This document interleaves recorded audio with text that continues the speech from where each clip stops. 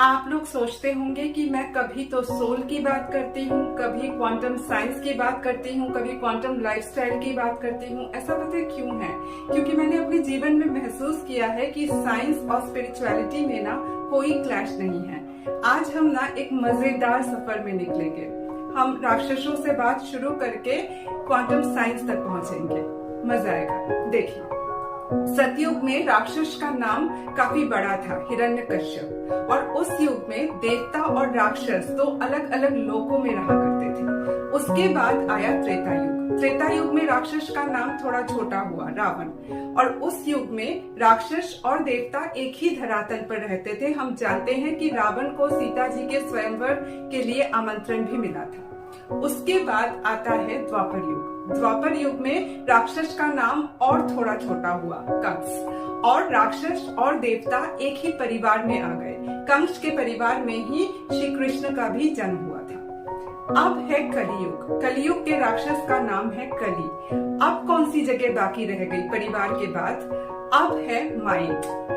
कली जो है ना, हम लोगों के माइंड में रहता है, नेगेटिव एनर्जी बन के रहता है। और जब राक्षस नेगेटिव एनर्जी बन के माइंड में रहे तो वो फियर, इनसिक्योरिटी, गलत का साथ देना, खुद को कमजोर समझना, गिल्ट फील करना, ये सारी चीजें फील कराता है।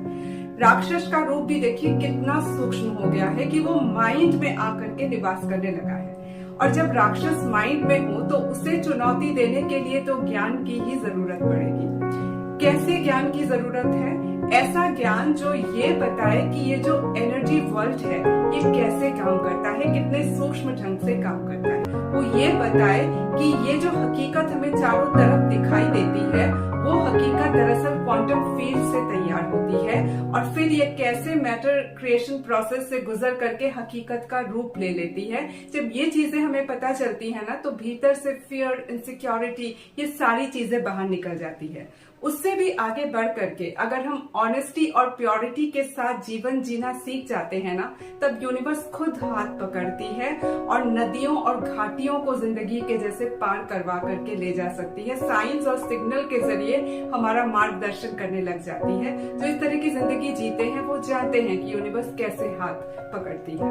क्वांटम अवेयरनेस ना हमें इस मुकाम तक ले जा सकता है, साथ में क्वांटम लाइफस्टाइल भी, क्योंकि सही फूड बहुत जरूरी है। खाना जो है वो खून के साथ मिल करके एक सूक्ष्म प्रक्रिया से गुजर कर हमारे थॉट का आधार बन जाता है। कलयुग का राक्षस इतना सूक्ष्म है, तभी क्या आज विश्व भर में क्वांटम रियलिटी की बात होने लगी है? नहीं मालूम। ये भी नहीं जानते कि कल की अवतार का जन्म हुआ भी है या नहीं अभी। और हम ये भी नहीं जानते कि कल की अवतार के हाथ में जिस तलवार के होने की बात की जाती है, जिसका नाम नंदक है, क्या वो ज्ञान की तलवार है, क्वांटम अवेयरनेस के लिए ज्ञान की तलवार है? ये भी नहीं जानते। लेकिन एक चीज मुझे बहुत गहराई से महसूस होती है कि ये प्रकृति का जो ये गगन तत्व है ना, इस तत्व का संबंध यूनिवर्स से है। ये हमें यूनिवर्स से कनेक्ट कर सकता है, ये जो स्पेस एलिमेंट है। और इसके बारे में ना आमतौर पर हम लोगों की जानकारी बहुत कम है। यूनिवर्स कैसे हमारे लाइफ को इन्फ्लुएंस करता है, इसके बारे में हम बहुत कम जानते हैं। जब हम इसके बारे में जानते हैं, लोगों को बताते हैं कि यूनिवर्स हमारी मदद कैसे करता है, कैसे साइंटिफिकली ये पूरा प्रोसेस काम करता है, तब ना लोगों के भीतर की जो नेगेटिविटी है, जो फियर है, जो इनसिक्योरिटी है, वो कहीं गायब हो जाती है। और ऐसे अगर हो ना तो इस तरह से हम यूनिवर्स की ब्लेसिंग्स पा सकते हैं। और क्वांटम लाइफस्टाइल और क्वांटम अवेयरनेस इस काम में हमारे लिए मददगार साबित हो सकता है।